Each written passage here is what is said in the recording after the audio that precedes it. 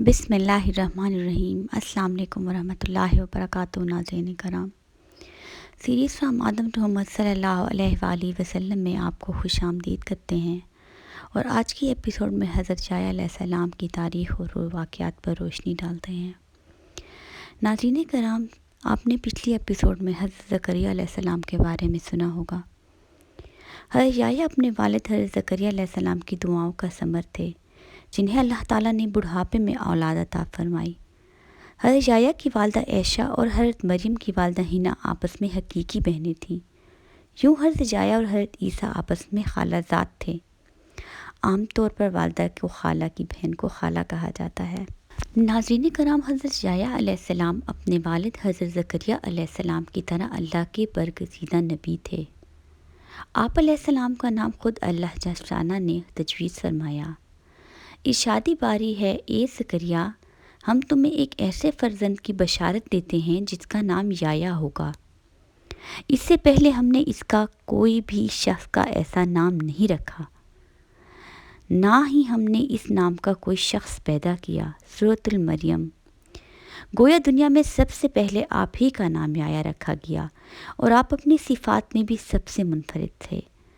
حضرت یحییٰ علیہ السلام اپنے والد حضرت زکریا کی دعاؤں کا ثمر تھے، جنہیں اللہ نے بڑھاپے میں اولاد عطا فرمائی تھی۔ حضرت یحییٰ علیہ السلام کی والدہ عائشہ بھی ایک بہت ہی نیک خاتون تھیں۔ حضرت یحییٰ علیہ السلام کثرت سے گریہ وزاری کیا کرتے، یہاں تک کہ آنسوؤں کی وجہ سے رخساروں پر نشان پڑ گئے تھے۔ ابن اساکر نے روایت کی ہے کہ ایک روز والدین ان کی تلاش میں نکلے تو دیکھا کہ وہ جنگل میں ایک قبر کھودی اس پر کھڑے رو قطار رو رہے ہیں۔ والدین نے فرمایا، بیٹے، ہم 3 دن سے تمہاری تلاش میں ہیں۔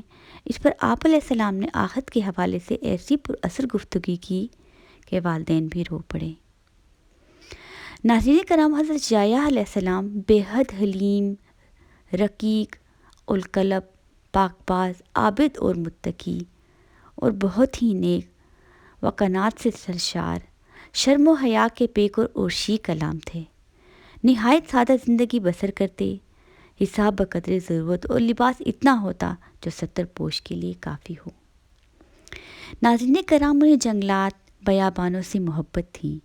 زندگی کا زیادہ تر حصہ وہیں گزارا، جہاں درختوں کے پتے اور شہد بطور غذا تناول فرماتے۔ پیاس لگتی تو نہر سے پانی پی لیتے۔ زندگی بھر شادی نہیں کی۔ حضرت عیسیٰ اون کا لباس پہنتے، جبکہ حضرت یحییٰ جانوروں کے بالوں کا لباس زیب تن کرتے تھے۔ درہم و دینار تھے، نہ کوئی غلام نہ باندی، کوئی مخصوص ٹھکانہ بھی نہ تھا۔ جہاں رات ہو جاتی وہاں بسیرا کر لیتے۔ حضرت جبرائیل امین جنگل ہی میں وہی لے کر حاضر ہوتے۔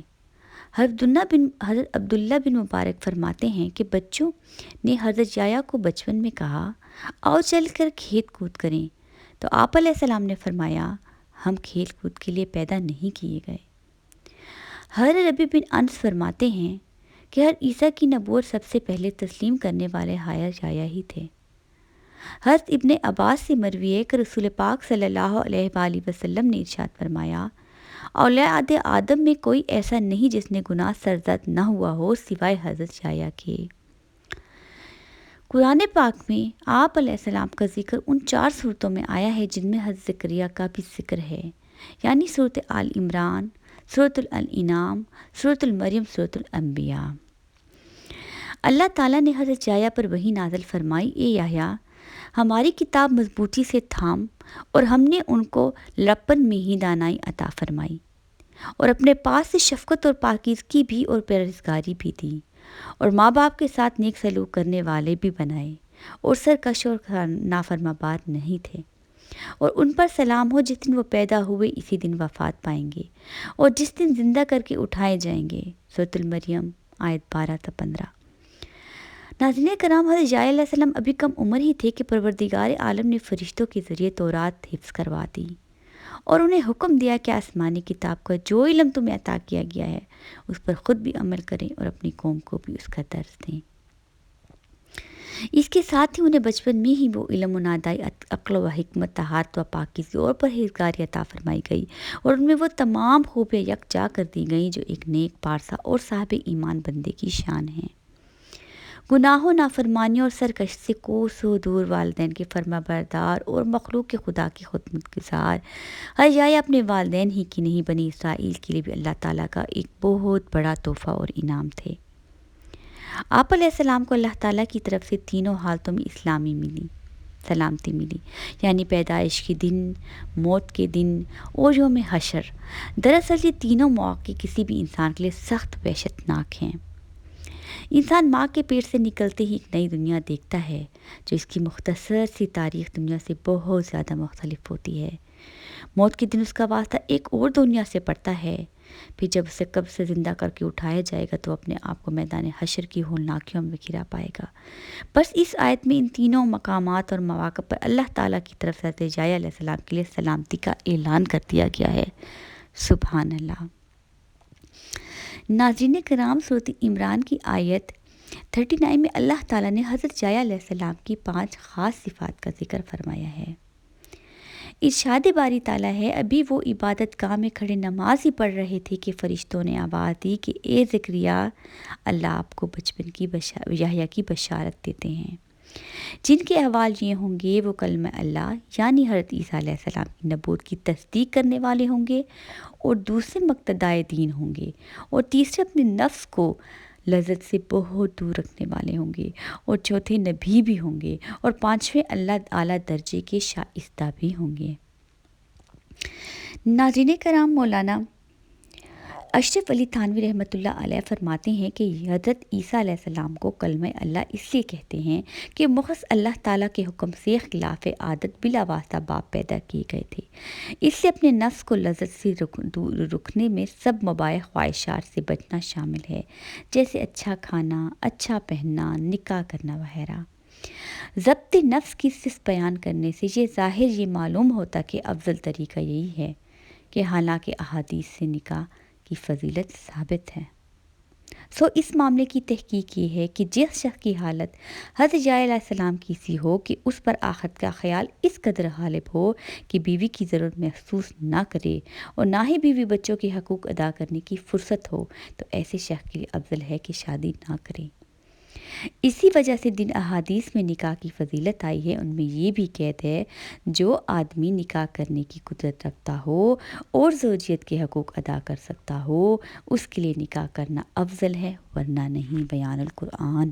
ناظرین کرام، حضرت حارث سے مروی ہے کہ نبی پاک صلی اللہ علیہ وآلہ وسلم نے ارشاد فرمایا، اللہ تعالیٰ نے حضرت یحییٰ کو 5 باتوں کا حکم فرمایا کہ ان پر عمل کرو اور بنی اسرائیل کو بھی عمل کا حکم دو۔ لہٰذا انہوں نے بنی اسرائیل کو بیت المقدس میں جمع کیا اور ارشاد فرمایا، اللہ جل شانہ نے مجھے 5 باتوں کا حکم دیا ہے کہ اللہ تعالیٰ کے سوا کسی کی عبادت نہ کرو اور نہ ہی اللہ کے ساتھ کسی کو شریک ٹھہراؤ۔ مشرک کی مثال اس غلام کی سی ہے جسے اس کے مالک نے اپنی رقم سے خریدا ہو، مگر غلام جو کچھ کماتا ہے وہ مالک کی بجائے کسی دوسرے شخص کو دے دیتا ہے۔ اب تم ہی بتاؤ کون ایسے غلام کو پسند کرے گا؟ لہٰذا یاد رکھو، جب اللہ نے تمہیں پیدا کیا، وہی تمہیں رزق دیتا ہے، تو تم پر لازم ہے کہ صرف اسی کی عبادت کرو اور اس کے ساتھ کسی کو شریک نہ ٹھہراؤ۔ ناظرین کرام، دوسری بات میں جو یحییٰ علیہ السلام نے کی کہ میں تمہیں نماز کا حکم دیتا ہوں۔ جب تم خشوع و خضوع کے ساتھ نماز ادا کرتے ہو تو اللہ تعالیٰ اپنا رخ تمہاری طرف کر لیتا ہے، لہٰذا جب تم نماز پڑھو تو کسی اور طرف دھیان ہرگز مت لگاؤ۔ میں تمہیں تیسری بات روزے رکھنے کا حکم دیتا ہوں۔ اللہ تعالیٰ نے اس کی مثال یوں دی ہے، جیسے کسی جماعت میں ایک شخص کے بعد مشک کی پوٹلی ہو تو مشک خود بخود پوری جگہ کو مہتا دے گی۔ بے شک روزے دار کی بو منہ کی اللہ کے نزدیک مشک سے بھی زیادہ معطر، مقبول اور پسندیدہ ہے۔ چوتھی بات یہ کہ میں تمہیں صدقے کا حکم دیتا ہوں۔ اس کی مثال ایسی ہے کہ کسی شخص کو دشمنوں نے اچانک دبوچ لیا ہو اور اس کے ہاتھوں اور گردن سے باندھ کر قتل کرنے کے لیے چلے جا رہے ہوں۔ اس نا امیدی کے حال پہ کہے گا کہ کیا میرا پورا مال لے کر میری جان بخشی ہو سکتی ہے؟ اور اسبات میں جواب پا کر جان کے بدلے ساری دولت قربان کرنے کو تیار ہو جائے گا۔ اور پانچویں بات کا یہ حکم ہے کہ دن رات کثرت سے اللہ کا ذکر کرتے رہا کرو۔ اس کی مثال ایسی ہے کہ ایک شخص جو دشمن سے بھاگ رہا ہو اور دشمن تیزی سے اس کے تعاقب میں ہو، وہ شخص بھاگ کر کسی مضبوط قلعے میں پناہ گزیر ہو جائے۔ مسند امام احمد۔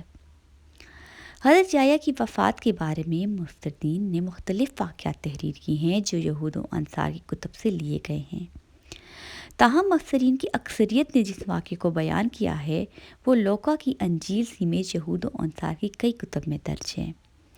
اس کا خلاصہ یہ ہے کہ یہودی کا بادشاہ ہیرور ایک عیاش شخص تھا جس کی وجہ سے پورے ملک میں فسق و فجور پھیل رہا تھا۔